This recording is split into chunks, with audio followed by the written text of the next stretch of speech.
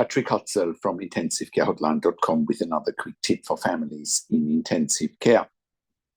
So today's tip is a question from Tracy, who asks, my mom has been in ICU, has been on the ventilator with the breathing tube on the lowest setting for 21 days now, and we're being pressured to put in a tracheostomy with no other options. From Tracy. Okay, Tracy, great question. Well, and again, it keeps coming back to what I've been saying over and over again, that the biggest challenge for families in intensive care is simply that they don't know what they don't know. They don't know what to look for. They don't know what questions to ask. They don't know their rights, and they don't know how to manage doctors and nurses in intensive care. Typical here. Now, if your mum is on the lowest settings on the ventilator, let's just quickly break that down, what that actually means. So she's on the lowest settings on the ventilator, which means she would be breathing on CPAP or on pressure support with a PEEP of 5, with a pressure support of 8 or less, with FiO2 oxygen on the ventilator less than 40%, ideally less than 35%, right?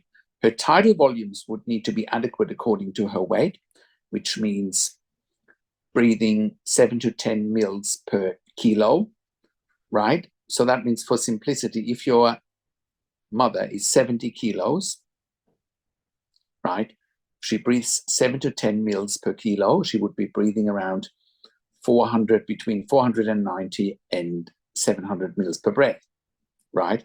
Furthermore, if her respiratory rate, her breathing rate is between, let's just say, 8 and 25, right? If she's awake, if she's obeying commands, if her arterial blood gases are fine, she has a good strong cough, then there is absolutely nothing that should stop them from taking out the breathing tube and extubate your mum.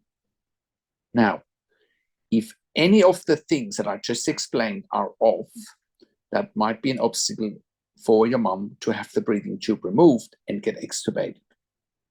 Keep that in mind. I have written an article, how to wean a critically ill patient off the ventilator and the breathing tube, right?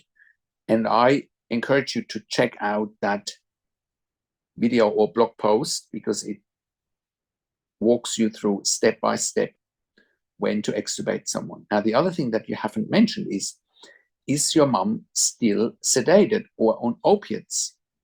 Well, if she is, then they need to switch that off,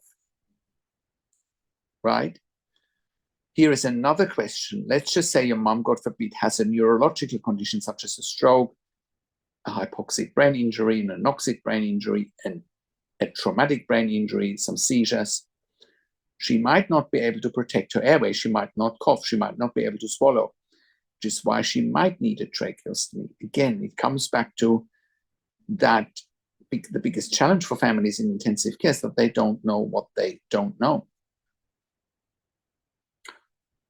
Next, if your mum has been on the ventilator for 21 days, right, the cutoff usually to do a tracheostomy is around day 10 to day 14. Okay, day 10 to day 14. So why has it been 21 days? Right? But the quickest way for us to find out what is actually really going on is, by me talking to the doctors and nurses directly, by setting you up with more questions to ask, or by looking at the medical records. Ideally, we do a combination of all of that. That's also one of the reasons why we created a membership for families of critically ill patients in intensive care at intensivecarehotline.com.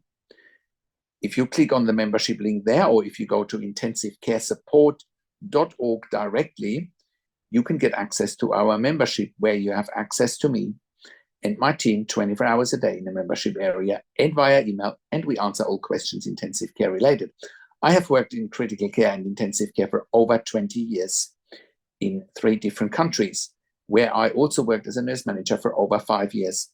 And I've been consulting and advocating for families in intensive care all over the world for the last 10 years as part of my intensivecarehotline.com consulting and advocacy service.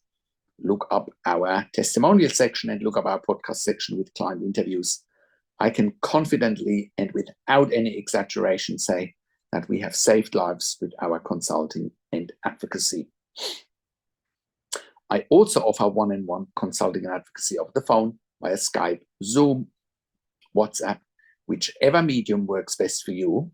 And I talk to you and your families directly, and I talk to doctors and nurses directly, and I ask all the questions that you haven't even considered asking, but must be asked for you to make informed decisions, have peace of mind, control, power, and influence.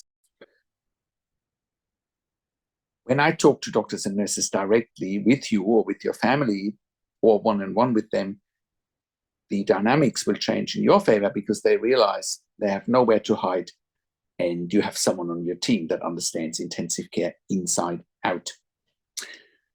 Now, I also represent you in family meetings with intensive care teams so that you don't get walked all over and that you have, again, clinical representation in family meetings, making sure you have advocacy, consulting, and guidance. We also offer medical record reviews in real time so that you make informed decisions, that you have peace of mind, control, power, and influence, and so that you can get a second opinion in real time. We also offer medical record reviews after intensive care if you have unanswered questions, if you need closure, or if you are suspecting medical negligence. And all of that you get at intensivecarehotline.com.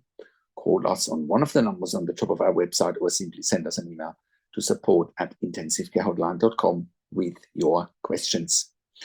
Thank you so much for watching. If you like my video, subscribe to my YouTube channel for regular updates for families in intensive care.